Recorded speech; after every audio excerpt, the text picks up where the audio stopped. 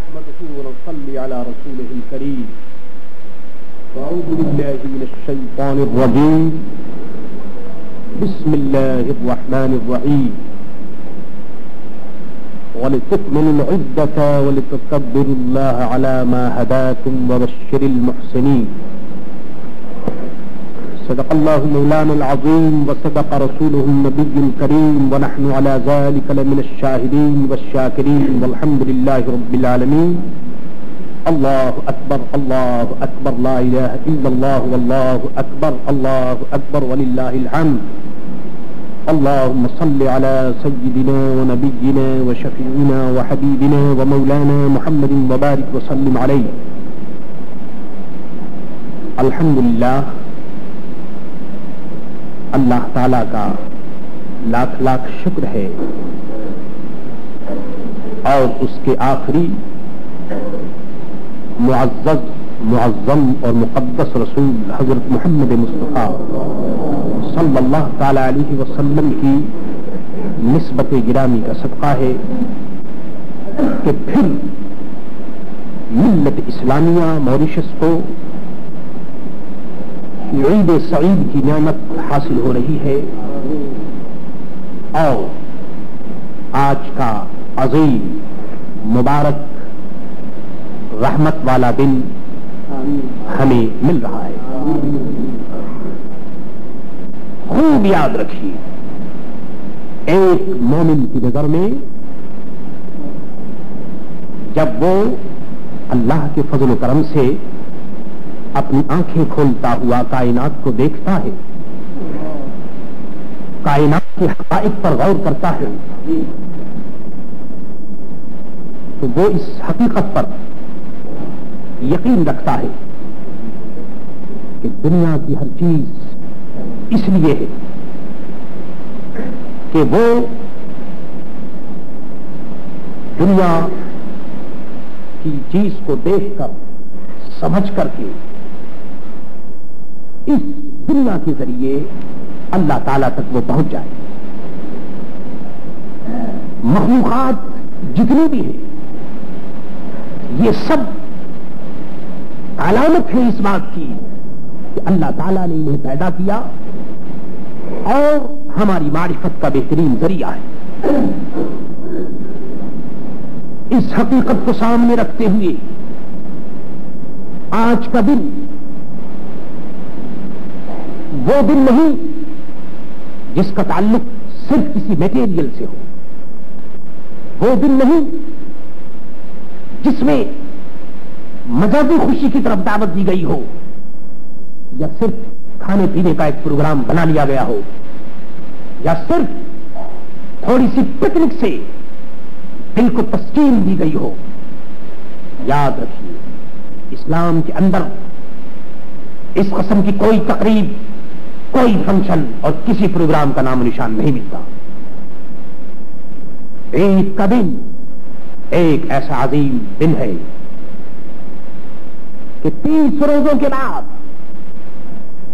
آج انسان کو یہ موقع عطا کیا گیا کہ انسان خدا کی بارگاہ میں جھک، تو نے 30 روزے رکھے، اس میں تیری طاقت کو دخل نہ تھا، تو نے کچھ عبادت کی، اس میں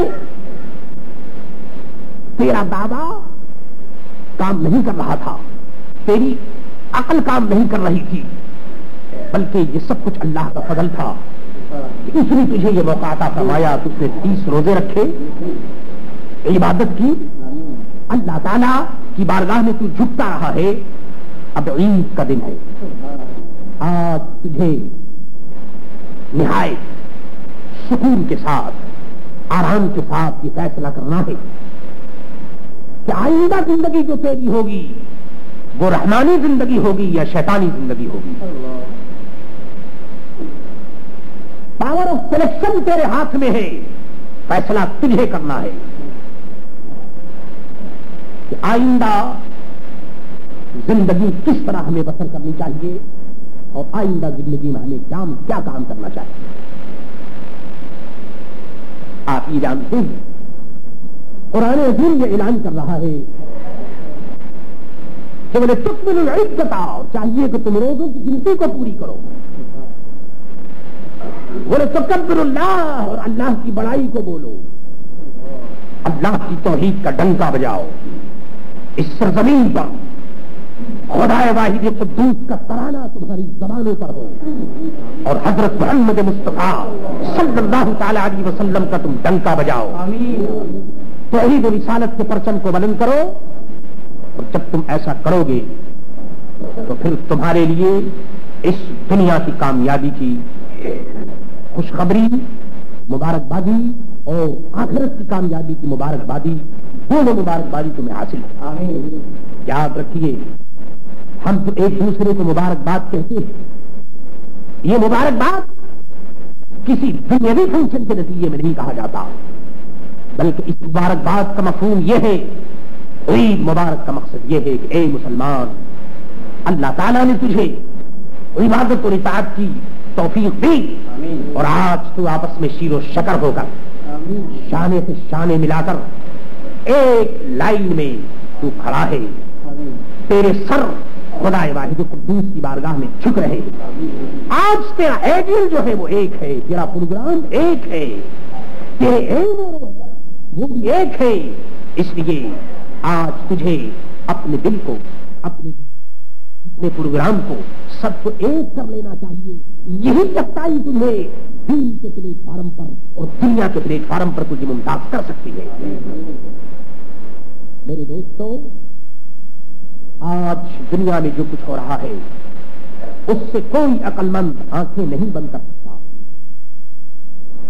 آج ہماری قوم کو جن چیزوں کی ضرورت ہے ہم ان سے آنکھیں نہیں بند کر سکتے۔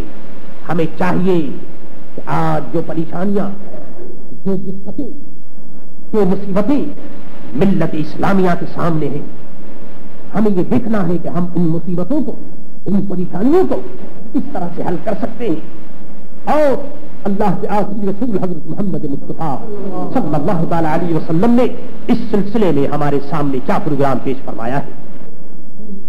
بزرگوں، عزیزوں اور دوستوں، خوب غور سے سنو۔ سرکار دو عالم بھیڑا ہوا ابھی وہ صلی اللہ تعالی علیہ وسلم نے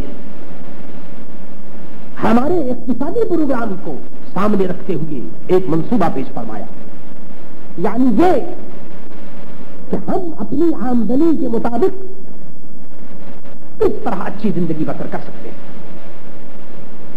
ہر آدمی مختلف جگہ سے کی رکھتا ہے، ہر آدمی کے اخراجات الگ الگ ہیں، اس لیے وہ کون سا منصوبہ ہمارے سامنے ہے کہ جس کے نتیجے میں ہر مسلمان کا گھر ایک آسودہ، مطمئن اور چین والا گھر ہو۔ اس کے لیے سرکار دو عالم صلی اللہ تعالی علیہ وسلم کا یہ منصوبہ آج کے دن اپنے ذہن میں رکھیے۔ حضور صلی اللہ تعالی علیہ وسلم کا ارشاد ہے، فرمایا کہ آدمی کو چاہیے کہ درمیانہ روی اختیار کرے، یعنی میڈیم وے، درمیانہ چال۔ مثلا آپ کی جو انکم ہے، آپ کی جو آمدنی ہے، آپ کی جو کیپیسٹی ہے، اس کے مطابق آپ خرچ کیجیے اور کوشش کیجیے کہ کچھ پیسہ آپ بچا سکیں۔ کیوں؟ اس لیے کہ اس کا نتیجہ یہ ہوگا کہ جب آپ کے پاس پیسہ ہوگا، جب آپ درمیانی چال چلیں گے تو پھر دوسروں کے سامنے ہاتھ پھیلانے کا سوال نہیں پیدا ہوگا، آپ کی عزت، آپ کی عظمت باقی رہے گی۔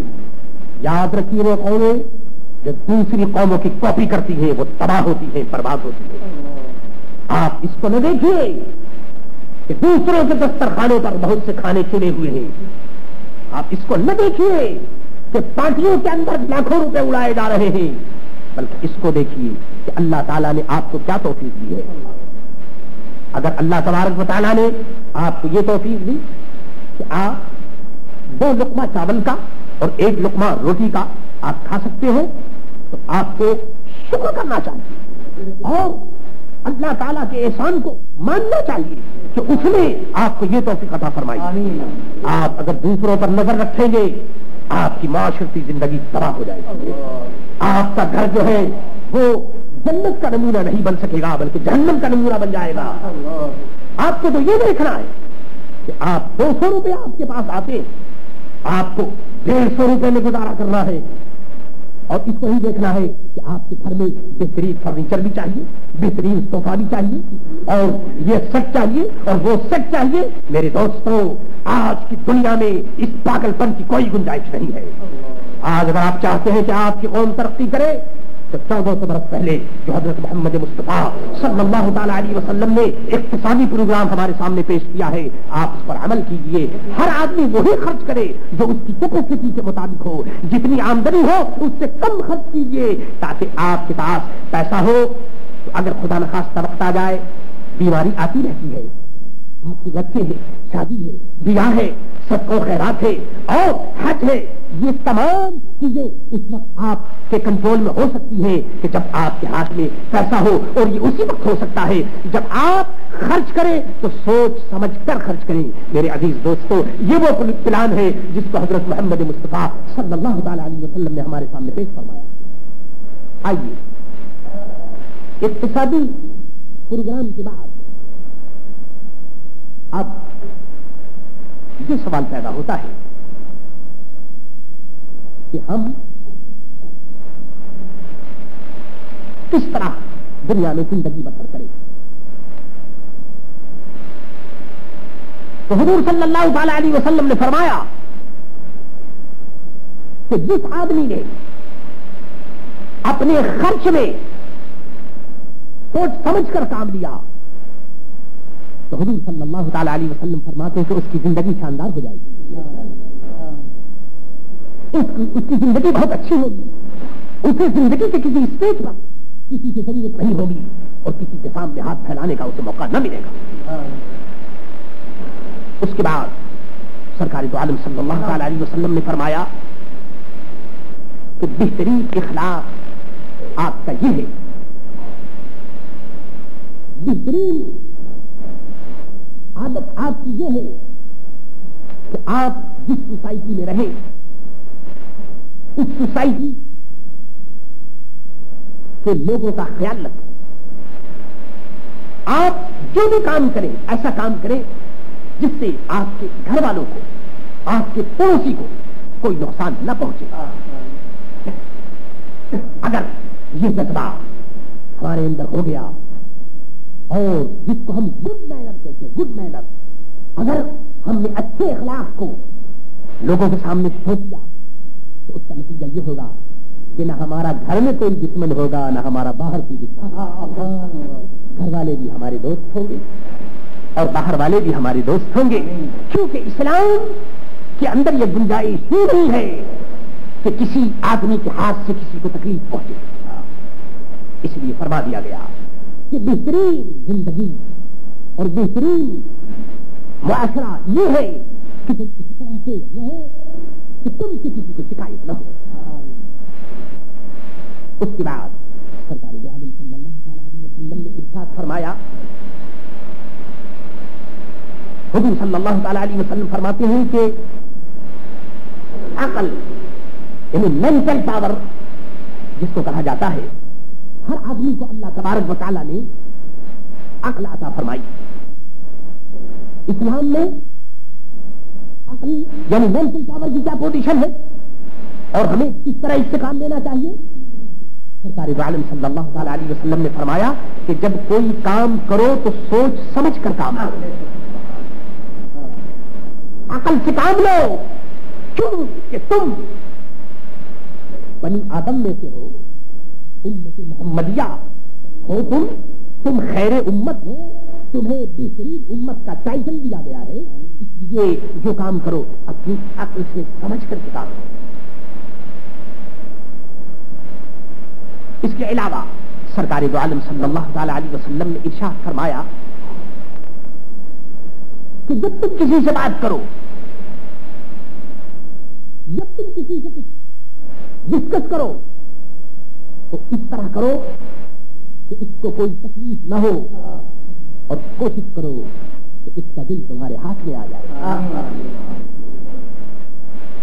یہ اسلام کی تعلیمات اور یہ اسلام کے پروگرام اتنے عجیب ہیں کہ آج کی دنیا میں اسلام کے آپ جس ایٹم پر آپ غور کریں گے ایسا معلوم ہوگا کہ امن، چین اور راحت کا منصوبہ جو حضرت محمد مصطفیٰ صلی اللہ تعالی علیہ وسلم نے پیش فرمایا ہے، اس کی مثال دنیا میں نہیں ملتی۔ دوستو، عزیزو، آج کے وقت نے اس بات کو ثابت کر دیا کہ فضول خرچی یہ تباہی کا سب سے بڑا سبب ہے۔ جو قوم فضول خرچ ہوتی ہے، زیادہ خرچ کرتی ہے، وہ قوم تباہ ہوتی ہے، برباد ہوتی ہے۔ اسلام نے ہمیں روکا کہ فضول خرچی مت کرو۔ آئیے ان تمام باتوں کو سامنے رکھتے ہوئے ہمیں اپنی ایجوکیشن فیلڈ کو بھی دیکھنا چاہیے۔ کیوں کہ ہماری ترقی کا دار و مدار پروجیکٹ کا دار و مدار اس پر ہے کہ ہماری ایجوکیشن صحیح۔ یاد رکھیے، اسلام ایک ترقی یافتہ مذہب ہے، اس نے ایجوکیشن پر زور دیا ہے، مگر کیسا ایجوکیشن، کیسی تعلیم؟ وہ ایجوکیشن نہیں جس کا مقصد یہ ہو کہ صرف پیٹ بھرا جائے، صرف پیٹ بھرنے والی جو بات ہے۔ میرے دوستوں، ایجوکیشن کی یہ توہین ہے، تعلیم کی یہ توہین ہے۔ اسلام جس ایجوکیشن کی طرف ہمیں دعوت دیتا ہے وہ ایجوکیشن یہ ہے کہ ایک انسان دوسرے انسان کے کام آئے، جہاں اندھیرا ہو وہاں روشنی ہو جائے، جہاں کانٹے ہوں وہاں پھول نکلے، جہاں مٹی ہو وہاں سونا بن جائے، جہاں غیظ و غضب ہو وہاں رحمت اور آسانی پیدا ہو جائے۔ تعلیم کا منشا یہ ہے کہ تم اندھیرے کو اجالے میں تبدیل کر دو۔ جہاں تعلیم نظر آئے، جہاں ایجوکیشن نظر آئے، جہاں کوئی عالم نظر آئے اور وہاں اندھیرا ہو تو اس کا مطلب یہ ہے کہ وہاں تعلیم آئی نہیں، اس لیے کہ جہاں نور ہوتا ہے وہاں اندھیرا نہیں ہوتا، اور جہاں اندھیرا ہوگا تو وہاں نور نہیں ہوگا۔ میرے عزیز دوستو، علم اور ایجوکیشن اور تعلیم اور نالج ایک نور ہے، جہاں یہ نور ہوگا وہاں اندھیرا نہیں ہونا چاہیے۔ آج کی دنیا کے اندر جو ایجوکیشن ہے، جو تعلیم ہے، میں دیکھتا ہوں کہ جتنی تعلیم بڑھتی ہے اتنا ہی اندھیرا بڑھتا چلا جا رہا ہے۔ آج مہذب دنیا پریشان ہے، کیونکہ میں دیکھتا ہوں کہ جہاں جہاں نالج ہے وہیں میرے دوست ہنگامے، وہیں لڑائیاں ہیں۔ کس کو آپ پوچھیں گے، کس کو دیکھیں گے؟ افریقہ آج کی چیزیں چل رہا ہے، ایشیا تباہ ہے، یورپ تباہ ہے، جدھر دیکھیے ایجوکیشن اور نالج کا دور دورہ ہے، لیکن میں دیکھتا ہوں کہ تباہی بڑھتی چلی جا رہی ہے، اندھیرا بڑھتا چلا جا رہا ہے۔ اے گنبد خضرا کے مکین، اے حضرت محمد مصطفیٰ صلی اللہ تعالی علیہ وسلم، آمنہ کے لال، ہمیں ضرورت ہے آپ کی تعلیمات کی، اور اے مسلمان، لا الہ الا اللہ محمد رسول اللہ کی تحقیق پر یقین رکھتا ہے تو دامن تھام لے حضرت محمد مصطفیٰ صلی اللہ تعالی علیہ وسلم کے ایجوکیشن اور نالج پروگرام کا، کیونکہ تعلیم اس لیے ہوتی ہے کہ اندھیرا دور ہو جائے۔ میرے عزیزوں، میرے دوستوں، تعلیم ضرور حاصل کیجیے، دنیاوی تعلیم آپ حاصل کیجیے۔ ہمیں ضرورت ہے انجینئر کی، ہمیں ضرورت ہے ڈاکٹروں کی، ہمیں ضرورت ہے ڈائریکٹروں کی۔ ہم یہ نہیں کہتے کہ ہمیں ضرورت نہیں، بہت ضروری ہے، لیکن یاد رکھیے، خوب اس کو سمجھ لیجیے کہ آپ مسلمان ہیں، سر سے پاؤں تک مسلمان ہیں، اول آخر ظاہر باطن آپ مسلمان ہیں۔ اس لیے جہاں دنیا کی تعلیم آپ کے پاس ہو، جہاں بہترین ڈگریاں آپ کے پاس ہو، وہاں آپ کو یہ بھی دیکھنا ہے کچھ اسلام کی تعلیم کی بھی ڈگری ہے آپ کے پاس، کچھ اسلامی معلومات بھی آپ کو حاصل ہے، قرآن پر بھی آپ کی نظر ہے، حدیث پر بھی آپ کی نظر ہے۔ یاد رکھیے، جو آدمی خدا کی اطاعت نہیں کر سکتا وہ ملک اور قوم کے ساتھ وفاداری نہیں کر سکتا۔ ملک اور قوم کے ساتھ وہی وفاداری کرے گا جو خدا کا اور اپنے مذہب کا وفادار ہوگا۔ اور یاد رکھو، جو آدمی اپنے اللہ کا وفادار ہے، اپنے مذہب کا وفادار ہے، وہی ملک کا، قوم کا، ملک اور قانون کا وفادار ہو سکتا ہے۔ آج مذہب کا اگر نام لیا جائے تو ایک فیشن ہے کہ کہہ دیا جاتا ہے کہ کمیونزم ہے. میں کہتا ہوں یہ کمیونزم نہیں ہے, یہ صحیح ہے, ٹروریزم. یاد رکھو, مذہب کا نام لینا سچائی کی دعوت دینا ہے. دنیا کا کوئی بھی مذہب ہو وہ لڑنا نہیں سکھاتا, ایک دوسرے کی گردن کو موڑنا نہیں سکھاتا, ایک دوسرے پر ظلم کرنا نہیں سکھاتا. جو لوگ مذہب کا نام لے کر ایک دوسرے پر ظلم کرتے ہیں وہ مذہب سے ناواقف ہیں, وہ جاہل ہیں, ان کا مذہب سے کوئی کنیکشن, کوئی تعلق نہیں. میرے عزیز دوستو, اس کے ساتھ ساتھ ایجوکیشن کے ساتھ ساتھ ہمیں ٹریننگ پر بھی غور کرنا ہے. کیوں کہ جب خالی ایجوکیشن ہوگا اور ٹریننگ نہیں ہوگی تو پھر ایسے ایجوکیشن سے اور ایسے نالج سے کوئی فائدہ نہیں. اسلام نے ٹریننگ کے اوپر, تربیت پر اسلام نے زور دیا. اسلام نے ہمیں بتایا ہے کہ تمہیں ایسی ٹریننگ دینی چاہیے کہ جس کی وجہ سے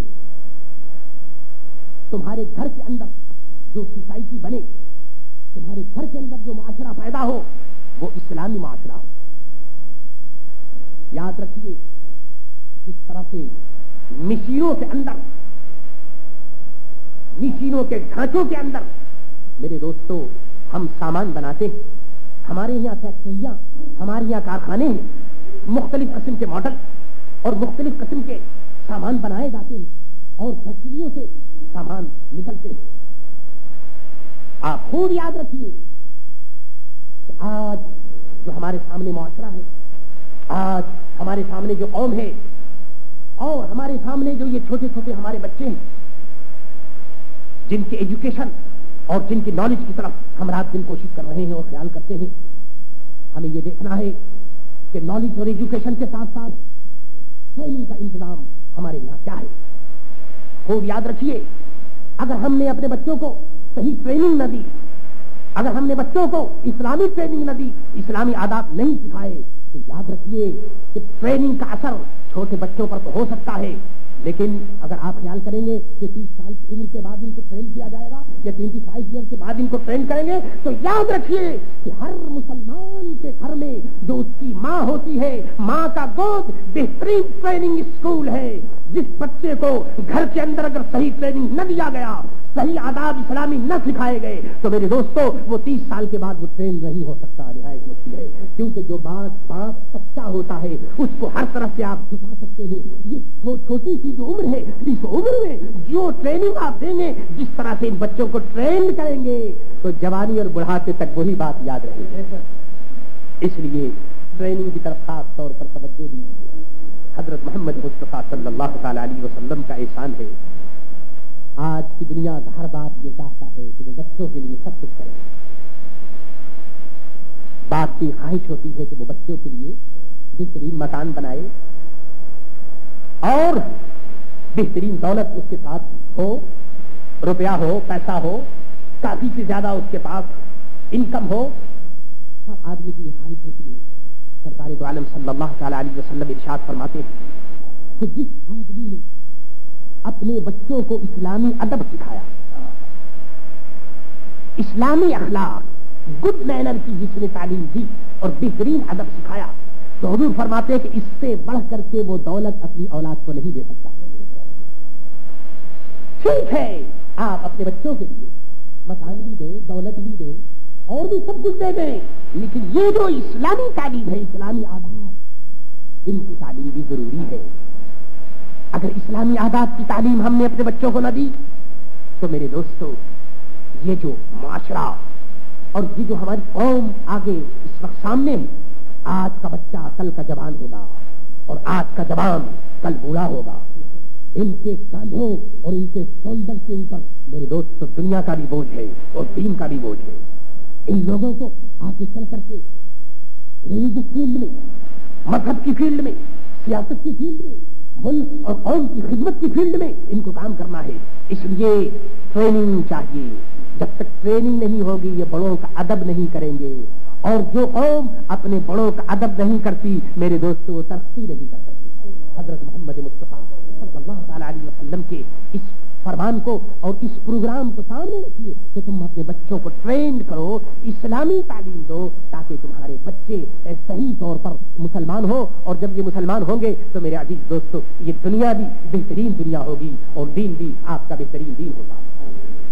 خوب یاد رکھیے، عید کا دن اللہ تعالیٰ نے ہمیں عطا فرمایا، اس موقع پر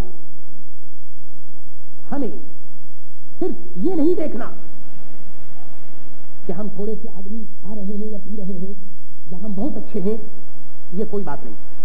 قوم کے 2-4 آدمی اگر اچھے ہو تو اس سے یہ نہیں کہا جا سکتا کہ قوم کی میجورٹی جو ہے وہ اچھی ہے، بلکہ قوم کی میجورٹی اگر اچھی ہے تو پھر آپ کہہ سکتے ہیں کہ یہ قوم اچھی ہے۔ ہمیں اپنی میجورٹی کو دیکھنا ہے کہ ہماری میجورٹی کا کیا حال ہے۔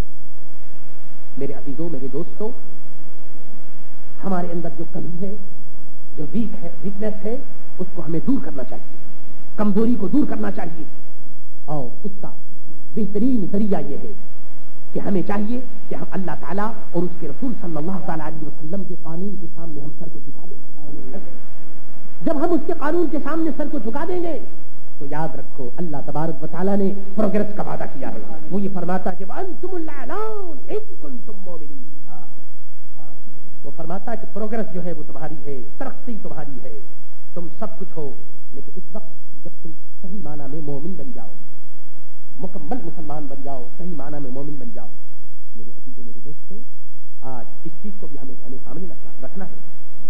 آج آپس میں مصافحہ بھی ہم کرتے ہیں، آپس میں بغلگیر بھی ہوتے ہیں، ایک دوسرے کو ہم لپٹاتے بھی ہیں اور چمٹاتے بھی ہیں، لیکن ہوتا یہ ہے کہ ہمارے دل صاف نہیں۔ یاد رکھو، ایسے لپٹانے سے اور ایسے چمٹانے سے اور ایسے مصافحہ سے میرے عزیز دوستوں قدرت کی نظر میں یہ کوئی ثواب کی بات نہیں ہوگی۔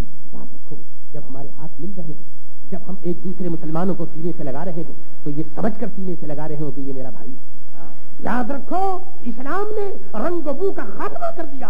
اسلام اس کو نہیں دیکھتا کہ کلر کیا ہے اور اس کی کاسٹ کیا ہے اور یہ کس خاندان کا ہے، یہ تمام بیکار چیزیں اسلام میں ختم ہو چکی ہیں۔ اسلام تو کہتا ہے کہ قل انما المؤمنون اخوۃ، تم سب کے سب بھائی ہو، چاہے تم چین کے رہنے والے ہو یا چاہے تم ازبکستان کے رہنے والے ہو یا تم کسی جگہ کے رہنے والے ہو، ایک ہو مسلم حرم کی پاسبانی کے لیے، ایک ہو مسلم حرم کی پاسبانی کے لیے، نیل کے ساحل سے لے کر تابخا کے کاشغر۔